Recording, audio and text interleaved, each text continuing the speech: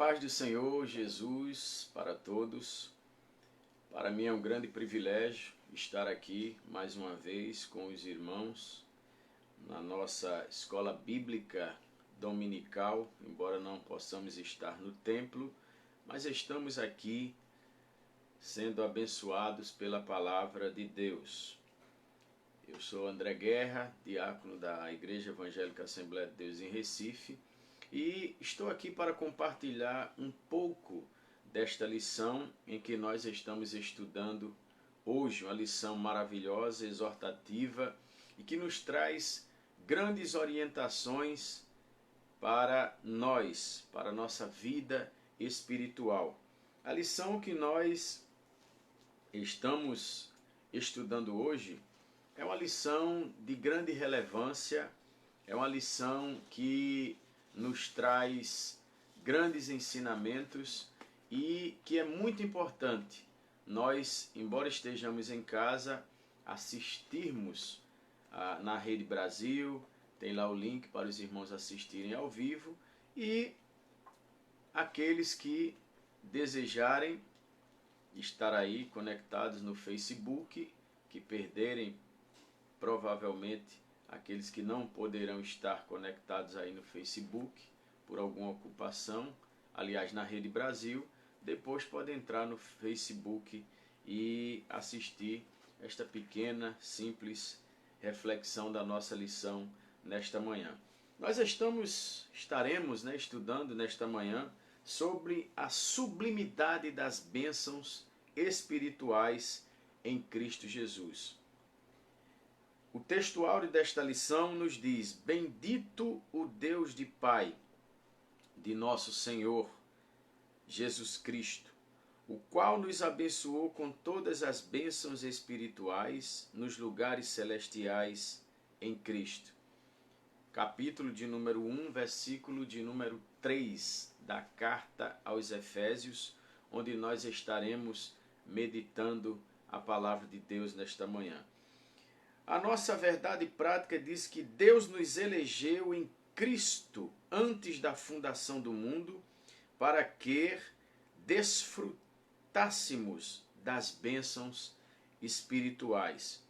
O objetivo geral desta lição é esclarecer as bênçãos espirituais concedidas por Jesus Cristo. Nós teremos aí 3 pontos maravilhosos. O primeiro é refletir a respeito da nossa nova posição em Cristo Jesus, que é um ponto fundamental que eu achei muito interessante. O segundo é evidenciar a realidade de uma vida cristocêntrica neste mundo. O terceiro e último é explicar que o Espírito Santo ele desempenha um importante papel no plano da salvação. Meus queridos irmãos, esta lição ela nos traz grandes ensinamentos e que quando estava debruçado nela, eu encontrei coisas maravilhosas e que serve de bússola, de orientação para as nossas vidas. Nós que estamos vivendo em um mundo difícil, onde, como já falei anteriormente, os predicados morais não são mais valorizados, onde o pecado tem se alastrado cada dia mais, nós nos encontramos dentro desta lição com um grande desafio, porque para que as bênçãos de Deus possam ser evidenciadas na nossa vida, para que as bênçãos celestiais possam ser manifestas na nossa vida, é preciso que nós vivamos uma vida cristocêntrica, que tenhamos uma vida de exclusividade para com Cristo, para que essas bênçãos possam ser evidenciadas em nossa vida. E é um grande desafio, mas esta lição, ela nos dá as receitas necessárias, as orientações necessárias para que nós possamos viver uma vida de reclusão para com este mundo. Se você ler todo o todo o livro de Efésios, você vai encontrar não só as orientações, mas as armas necessárias para que você possa viver uma vida de exclusividade para com Cristo. Nesta lição, nós estaremos aí abordando a grandeza da excelência, da perfeição, do projeto divino em nossas vidas para conceder-nos as bênçãos espirituais de Cristo. E o que eu acho glorioso já no início desta lição é que nós somos um projeto de Deus. Tudo que nós vivenciamos aqui e estaremos vivenciando na glória que há de vir com o arrebatamento da igreja foi um projeto de Deus. Foi algo planejado por Deus para a remissão dos nossos pecados, para guardar as nossas vidas deste mundo tenebroso. Deus, Ele fez este grande projeto através de Jesus Cristo, consumado por Ele na cruz do Calvário, para que nós tivéssemos uma vida diferente, para que nós tivéssemos uma vida de exclusividade para com Cristo, para que as bênçãos celestiais elas fossem manifestas em nossa vida. O apóstolo Paulo, ele já começa nesta carta mostrando profundamente agradecido, mostrando-se grato a Deus pelas bênçãos celestiais derramadas por ele, por aqueles que foram remidos, por aqueles que foram resgatados através do sangue de Jesus Cristo. Paulo, ele também se mostra nesta carta agradecido pelas bênçãos da revelação do mistério que esteve oculto, que estivera oculto há muito tempo, desde todos os tempos, e também nos convida a adorar a Deus. Paulo não só se mostra nesta carta agradecido, mas Paulo, ele nos incentiva a glorificarmos a Deus, a enaltecermos a pessoa de Deus, por sermos alcançados por algo que nós não merecíamos. A Bíblia diz que todos pecaram e destituídos estão da glória de Deus. Nós estávamos em uma situação pela qual não tínhamos condições de sermos alcançados pela misericórdia de Deus. Nós não tínhamos condições de evidenciar em nossa vida as bênçãos celestiais de Jesus Cristo. Mas através do plano perfeito da salvação, nós podemos dizer que hoje somos salvos através de Jesus Cristo. E Paulo, ele já começa adorando a Deus, glorificando a Deus, mostrando que todas as coisas convergem para a glorificação do nome do nosso Senhor e Salvador Jesus Cristo. E nos incentiva a fazer da mesma forma, adorar, glorificar a Deus por um projeto, por um plano de salvação tão grandioso que nos alcançou quando não éramos dignos desta salvação. Esta lição, ela já começa a nos ensinar a sermos gratos a Deus por tudo aquilo que nós recebemos, independente do que seja, independente das adversidades que possam sobrevir sobre a nossa vida, mas nós temos um compromisso de sermos gratos a Deus, de sermos santificados para Deus neste mundo pelo qual estamos vivendo até o Senhor arrebatar a sua igreja. Amados irmãos, Paulo, ele começa neste primeiro ponto da lição, expressando algo glorioso, onde nesse primeiro subtópico que nós estamos estudando, que fala da nossa nova posição com Cristo. Paulo, ele nos mostra que outrora nós estávamos condenados à morte. Mas através da infinita graça de Cristo, através da bondade de Cristo, ele nos outorga as bênçãos da salvação. Paulo já começa mostrando e deixando claro que nós não tínhamos saída, que nós não tínhamos elementos suficientes para que nós pudéssemos ser justificados. Deus olha e não vê um justo sequer. Não teria saída para nós a não ser a condenação. Mas Paulo já começa a mostrar neste primeiro subtópico que nós fomos alcançados, que nós fomos escolhidos por Jesus Cristo para estarmos aqui hoje. Certa feita, Jesus, em suas palavras, ele disse: não escolhestes vós a mim, mas eu vos escolhi a vós. Nós fomos escolhidos por Deus.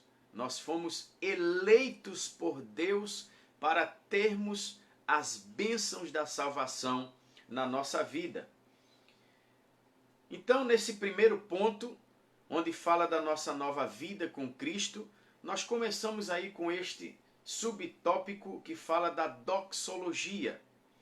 A doxologia quer dizer verdadeira adoração. Nós já começamos a falar desta verdadeira adoração, desta sincera adoração, e ele começa pela frase, capítulo de número 1 de Efésios, versículo de número 1, 2 e 3, os irmãos podem acompanhar aí na sua Bíblia, podem manter a sua Bíblia aberta, capítulo de número 1, versículo 1, 2 e 3, ele vai expressar isso, essas bênçãos de Deus, esta maravilhosa graça de Deus, até o versículo de número 14, onde nós estaremos meditando a palavra de Deus. Mas ele já começa, Paulo já começa dizendo: Paulo, apóstolo de Jesus Cristo, pela vontade de Deus, aos santos que estão em Éfeso e fiéis em Cristo, vós, graça e paz da parte do nosso Senhor, paz do nosso Senhor Jesus Cristo. No versículo de número 3, bendito Deus e Pai de nosso Senhor Jesus Cristo, o qual nos abençoou com todas as bênçãos espirituais nos lugares celestiais em Cristo, como também nos elegeu nele antes da fundação do mundo, para que fôssemos santos e irrepreensíveis diante dele em amor. Ou seja, Paulo, quando começa nesta frase, bendito seja o Deus de Pai de nosso Senhor e Salvador Jesus Cristo. Esta palavra bendito significa digno de louvor, digno de exaltação. Paulo já começa nessa doxologia, ou seja, nesta verdadeira adoração, começando a expressar a sua gratidão e adoração verdadeira ao Deus de Pai de nosso Senhor e Salvador, ao Deus e Pai de nosso Senhor e Salvador Jesus Cristo, expressando a sua adoração diante de algo recebido que não era digno de receber. Paulo, ele começa a tributar a Deus pelas bênçãos concedidas aos homens.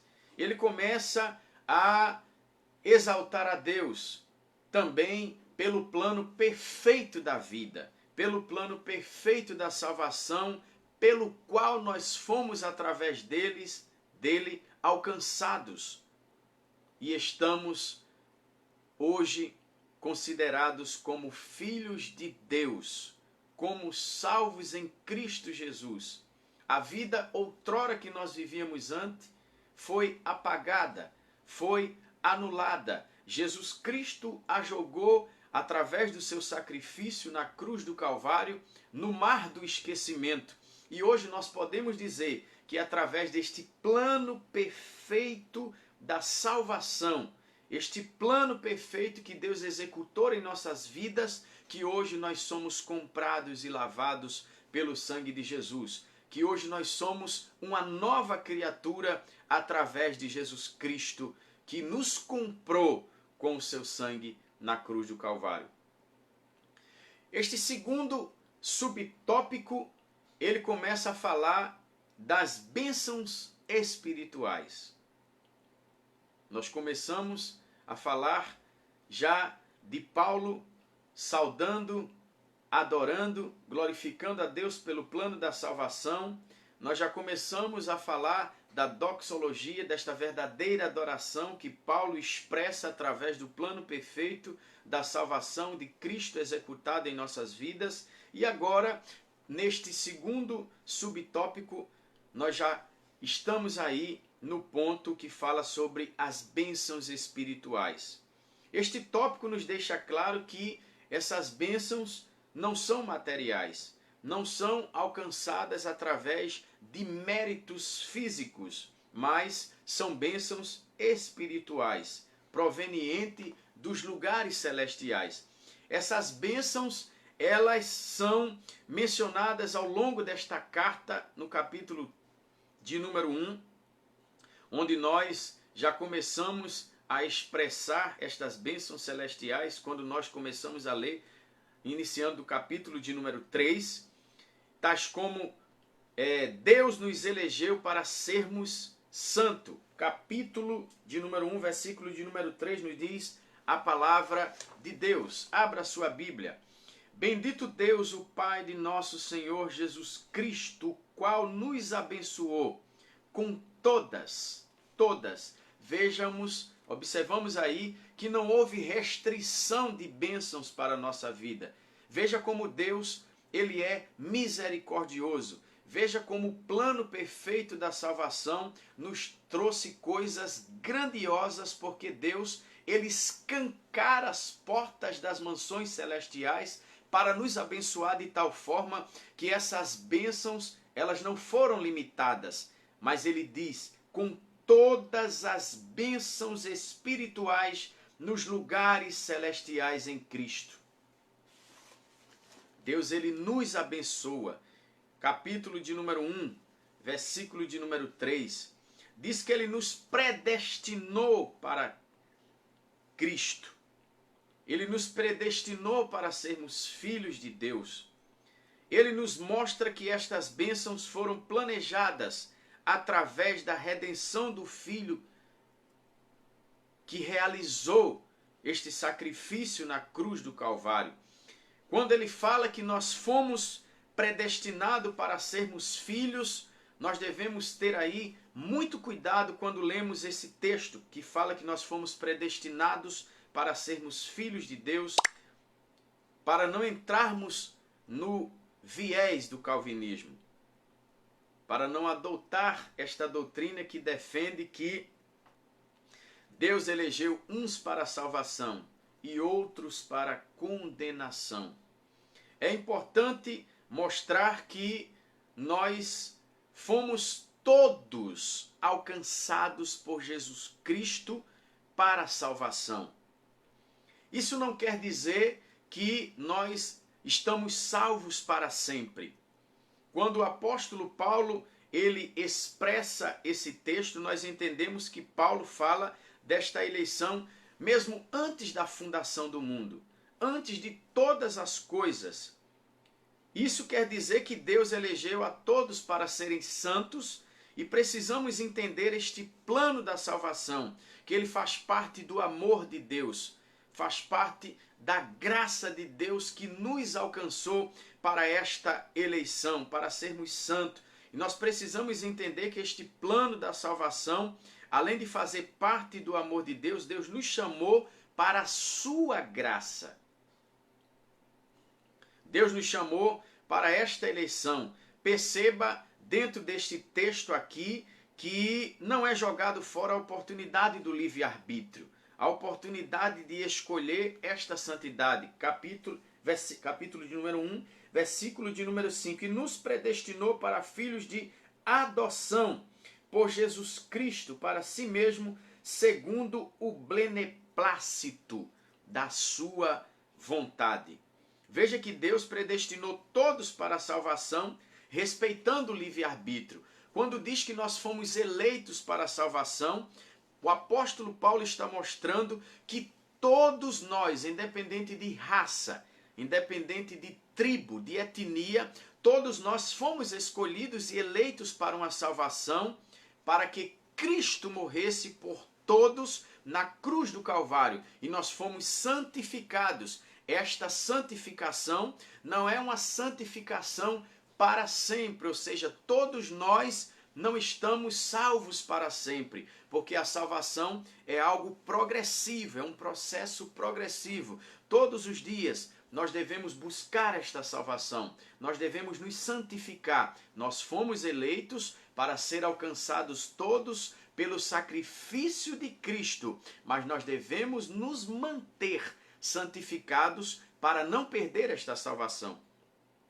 Observe que o apóstolo Paulo expressa que Jesus Cristo, ele não isenta a liberdade de escolha, o livre-arbítrio. Nós temos o direito de escolher a salvação ou a condenação. Nós temos o direito de escolher uma vida de exclusividade para Cristo, uma vida de separação para Cristo em meio a este mundo caótico. Mas nós podemos também escolher outro caminho.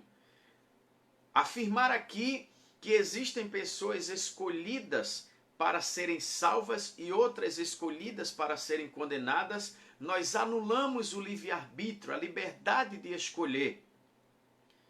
Nós estaríamos afirmando que não existe livre-arbítrio. Para que o livre-arbítrio se já existem pessoas destinadas para a condenação e outras destinadas para a salvação? Existem sim pessoas destinadas para a condenação e outras para a salvação na presciência de Deus, porque Ele já sabe aqueles que serão salvos e aqueles que não são, e aqueles que não chegarão às mansões celestiais. Isso é uma visão celestial que só pode ser vista por Deus, mas isso não quer dizer que existem pessoas escolhidas por Deus para serem salvas e outras para serem condenadas. Ou seja, não podemos escolher o caminho.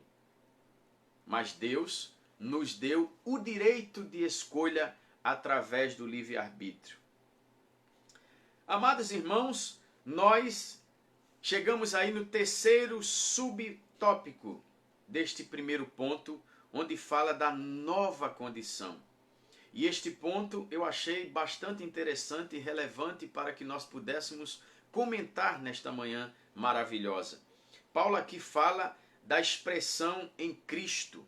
Ele mostra que somos alcançados por toda sorte de bênçãos celestiais, alcançados por toda sorte de maravilhas de Deus em nossa vida, através de Cristo Jesus, no momento em que Ele fez o seu sacrifício na cruz do Calvário pelas nossas vidas.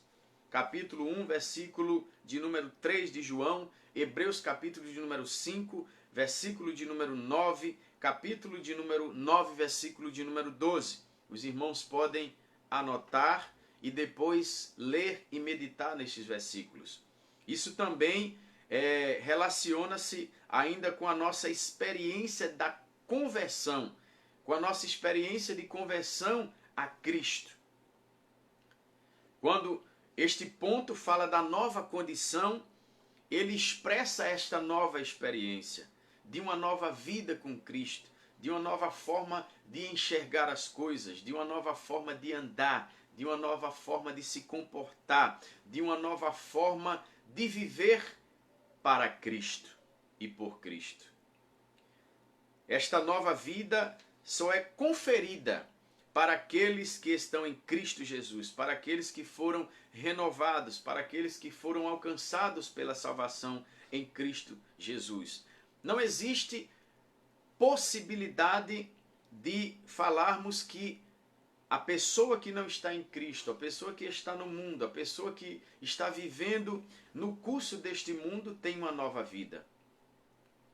Não podemos dizer que esta pessoa está em uma nova condição. O apóstolo Paulo, nesta expressão, deixa claro que só é possível afirmar que existe uma nova condição de vida apenas para aqueles que negaram este mundo e abraçaram a causa do Evangelho, se rendendo aos pés de Cristo. E esta rendição não é apenas quando alguém pronuncia estar em Cristo, pronuncia se render aos pés de Cristo, mas quando esta pessoa vive de forma em que o seu comportamento, através da sua vida diante deste mundo, diante da sociedade, traz evidências claras que mostra que esta pessoa vive uma nova experiência, uma nova condição em Cristo Jesus através da salvação. Veja que Deus, ele nos predestinou todos para a salvação, para que nós pudéssemos ter esta experiência de novidade de vida com Cristo Jesus. Nós percebemos aí que nesta nova condição de vida é o oposto da antiga vida, do antigo homem, do Adão, que vivia escravizado pelo pecado, que vivia escravizado por este mundo, por esta vida de pecado. Romanos expressa isso, capítulo de número 5, versículo de número 11, até o versículo 15. Então, nós percebemos que deste modo nós vivemos em novidade de vida.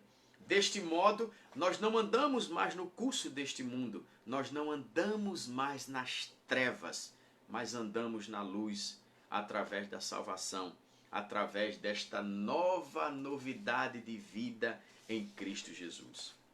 E agora nós, amados irmãos, nós nos aproximamos aí do segundo ponto desta lição, que trata sobre uma vida cristocêntrica neste mundo. Perceba que nós começamos aí a lição com uma glorificação, com um agradecimento a Deus, e agora esta lição ela começa a se aproximar do compromisso que nós passamos agora a ter com Cristo depois desta novidade de vida. Nós falamos das bênçãos celestiais, nós falamos das bênçãos que nós fomos alcançados através da salvação, mas agora vem um compromisso. Porque muitas pessoas enxergam a salvação como apenas uma declaração de aceitação a Cristo, mas que não tem nenhum compromisso. Uma vez salvo, salvo para sempre. Não. Aqui não é a doutrina da predestinação. Nós fomos todos predestinados para a salvação quando fomos alcançados e escolhidos por Deus através do sacrifício de Cristo. Após este sacrifício feito por Cristo e que nossas vidas foram resgatadas por Ele e para Ele, nós temos um compromisso de viver uma vida de exclusividade para Cristo Jesus, para que a nossa vida possa continuar santificada, para que nós possamos alcançar esta salvação. Isto é um compromisso. É um compromisso. E este segundo ponto da lição, ele já começa a falar desta grande responsabilidade de viver uma vida cristocêntrica para Cristo. E esta vida cristocêntrica, a gente percebe aí que embora o pecado tenha contaminado este mundo, o pecado tenha adentrado este mundo de tal forma, Deus ele projetou a primazia de Cristo, ou seja, Deus priorizou a Cristo, Deus deu prioridade à remissão de nossos pecados e na restauração das coisas para louvor da sua glória. Nós percebemos que esta carta, ela trata da importância de termos uma vida que agrade a Deus perante este mundo, perante a sociedade. Viver uma vida cristocêntrica é viver uma vida de separação, é viver uma vida diferente, é andar diferente, é viver de maneira tal em quando o mundo comece a olhar para a sua vida, ele veja evidências que você é um crente que vive uma vida cristocêntrica, ou seja, você vive para Cristo, você vive para honrar o nome de Cristo, você vive para adorar a Cristo pelo plano da salvação, pelo plano perfeito que te alcançou, que nos alcançou. Viver uma vida cristocêntrica é estar totalmente separado de todas as coisas que este mundo oferece. Viver uma vida cristocêntrica é ter uma vida de exclusividade para Deus. Ou seja, não vivo mais eu, mas Cristo vive em mim, como expressou o apóstolo Paulo, dizendo que ele era totalmente controlado, dirigido por Cristo. Isso é uma vida cristocêntrica. É um grande desafio em um mundo onde os predicados morais não são valorizados, onde o evangelho é ridicularizado, onde as pessoas têm uma visão de algo que já é ultrapassado, de um livro que foi escrito e que não se dá mais credibilidade na sociedade em que vivemos, onde tudo tem se corrompido nas escolas, nas faculdades, na sociedade e na política. Viver hoje uma vida cristocêntrica é um grande desafio, mas o apóstolo Paulo nos mostra que é possível viver esta vida cristocêntrica. É possível não apostatar da fé. É possível estar revestido através das armaduras de Deus, viver uma vida separada, onde haja evidências que mostrem que nós vivemos uma vida cristocêntrica. Paulo nos mostra isso. É por isso que é importante nós estarmos na escola bíblica dominical. É por isso que é importante nós nos alimentarmos da palavra, absorvermos a palavra, para que nós possamos ser orientados pelo Espírito Santo, para que nós possamos alcançar esta perfeição que só será possível quando Cristo arrebatar a sua igreja. O apóstolo Paulo mesmo, quando escreve aos Filipenses, ele mostra que ainda não tinha alcançado a estatura de varão perfeito. Paulo queria deixar claro que isso só seria possível após o arrebatamento da sua igreja. Mas que Deus nos abençoe, que nós possamos viver esta vida cristocêntrica. Dentro deste segundo ponto, amados irmãos, o primeiro subponto desta lição, ela fala sobre a revelação do mistério. E que mistério revelado é esse? Que mistério foi esse que o apóstolo Paulo, expressando nesta carta, ele revela para a sua igreja através de Jesus Cristo? Esse mistério é revelado na salvação em Cristo Jesus, na forma de viver do Cristo, da forma pela qual a igreja ela se comporta diante desta sociedade, da forma que a igreja está trilhando este caminho da salvação, porque eu já falei anteriormente que a salvação é algo progressivo. É algo progressivo. Nós percebemos aos Colossenses, capítulo de número 1, versículo 26, que Paulo fala da importância de viver para Cristo.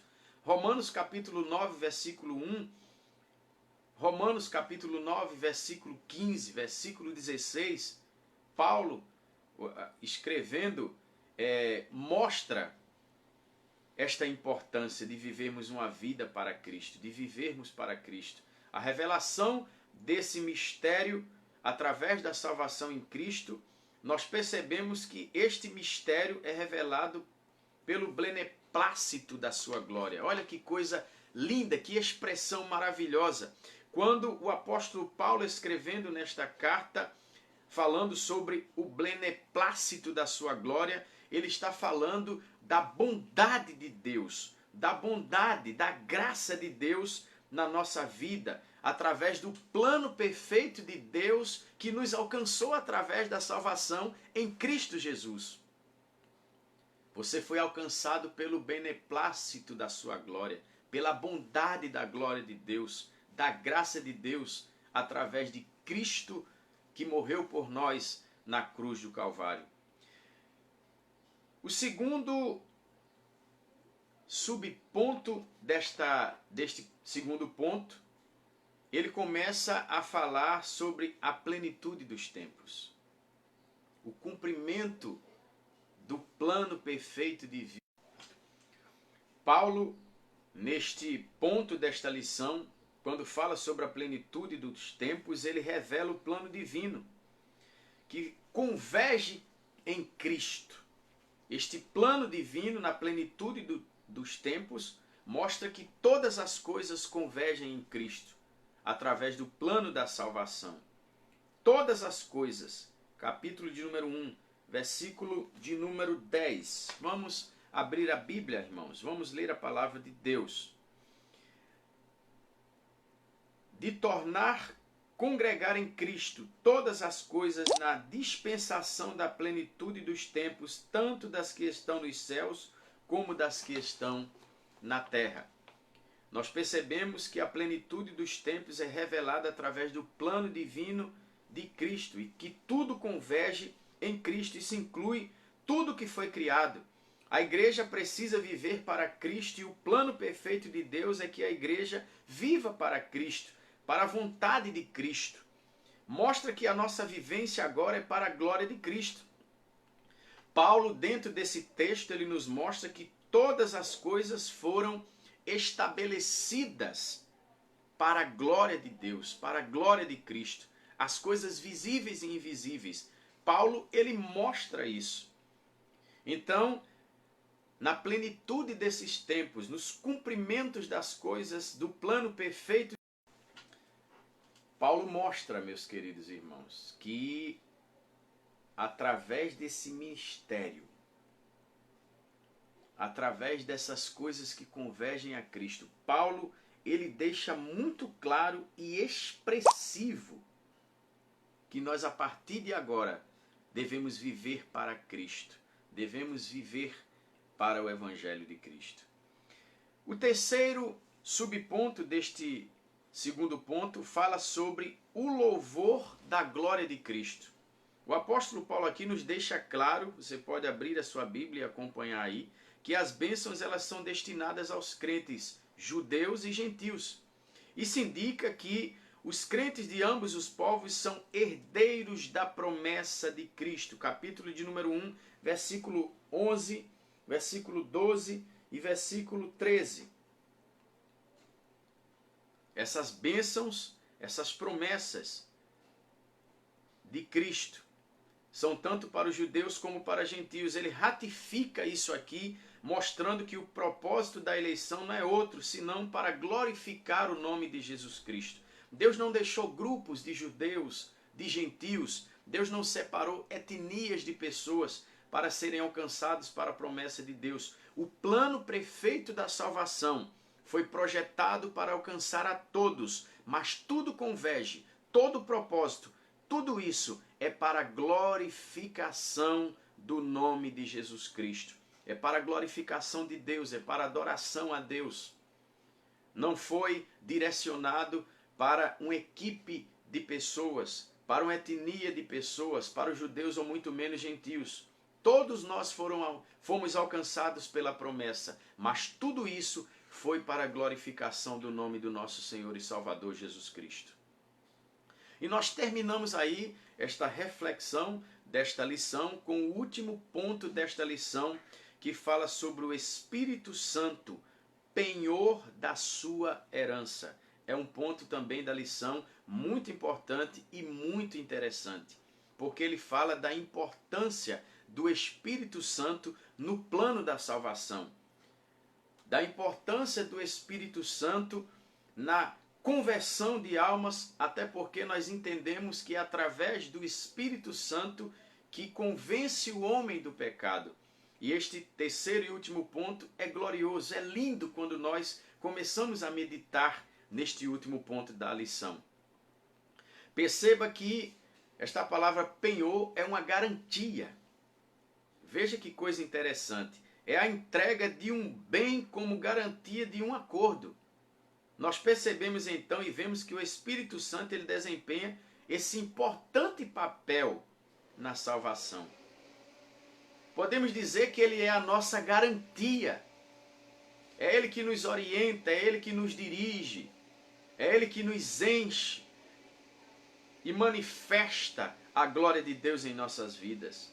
É por isso que é importante, porque para que você possa ter esta garantia, esta segurança do Espírito Santo na nossa vida, é preciso viver uma vida cristocêntrica.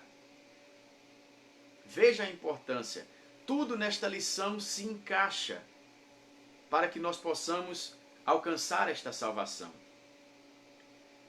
Ele começa falando no primeiro subtópico desta lição sobre o selo do Espírito Santo.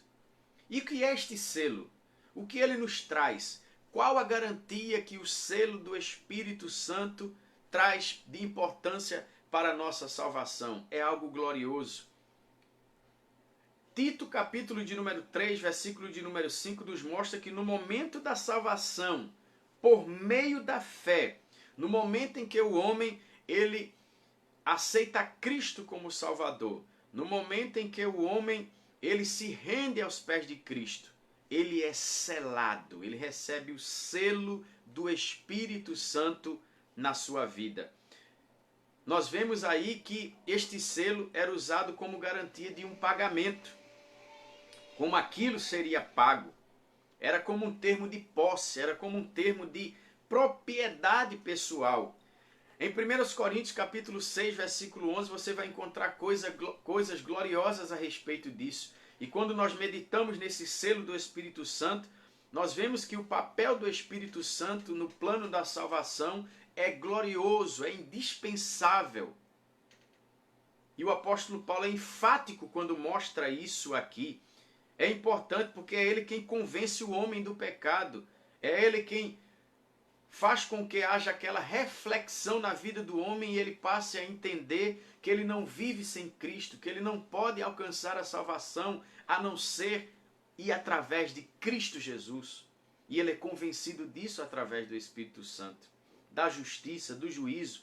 Ele produz no crente o verdadeiro relacionamento com Deus por meio dos frutos do Espírito. Gálatas capítulo 5, 22 e 23.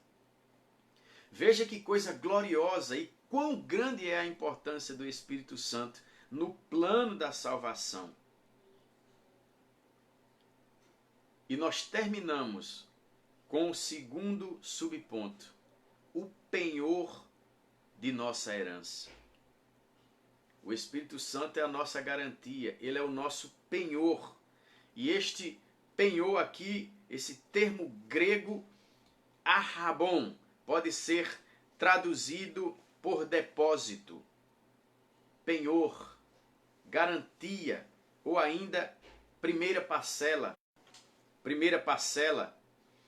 A palavra tem origem semítica e era usada nas transações comerciais para assegurar o preço e garantir o pagamento de algo.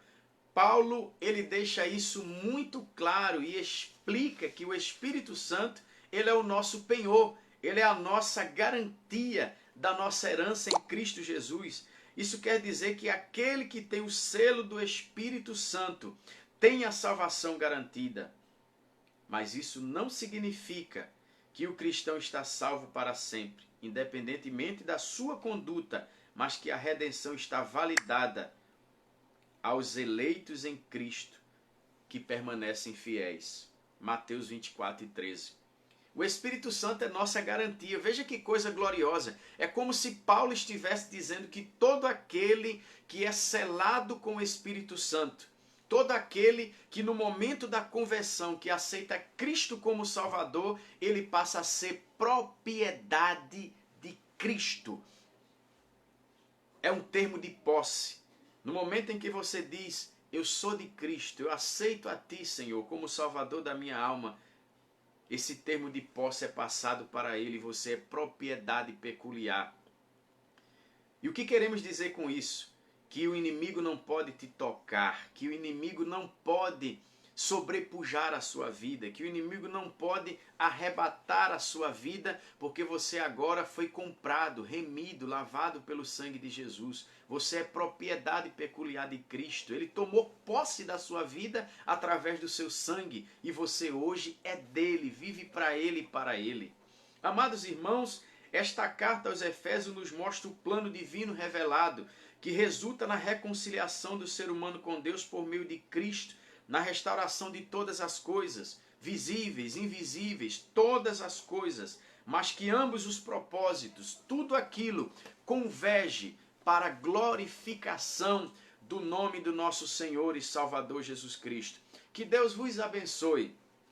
Que nós possamos, através do Espírito Santo, ter aprendido um pouco através desta carta escrita pelo apóstolo Paulo, que nós possamos ter uma vida cristocêntrica, que nós possamos ter ciência das bênçãos celestiais e da grandiosidade do plano divino da salvação perfeito através de Deus, evidenciado em Cristo Jesus na cruz do Calvário, que nós possamos ter a convicção e a consciência que nós fomos chamados para viver uma vida cristocêntrica, separada para Cristo, que nós possamos ter ciência que nós somos selados pelo Espírito Santo, que Ele é a nossa garantia de salvação, que Ele convence o homem do pecado, que nós somos propriedade peculiar de Jesus Cristo, que nós somos dele, vivemos por Ele e para Ele, e que em breves tempos a trombeta vai tocar e esta salvação será completa e nós seremos glorificados, receberemos aquele corpo glorioso conforme 1 Coríntios, capítulo de número 15. E nós estaremos para sempre com o Senhor. Que Deus abençoe a você. E não esqueça, assista a nossa escola bíblica dominical na Rede Brasil. E você que por alguma ocupação não pôde estar assistindo, você pode conectar depois e também ver a nossa reflexão aqui no Facebook. Que Deus te abençoe. Que Deus te ilumine nesta trajetória para a salvação e nos guarde deste mundo tenebroso e que nós possamos nos preocupar em viver uma vida cristocêntrica, porque o resto já foi evidenciado nesta carta. Todas as bênçãos celestiais em Cristo Jesus estão ao nosso alcance através de Jesus Cristo. Que Deus abençoe a todos, em nome de Jesus.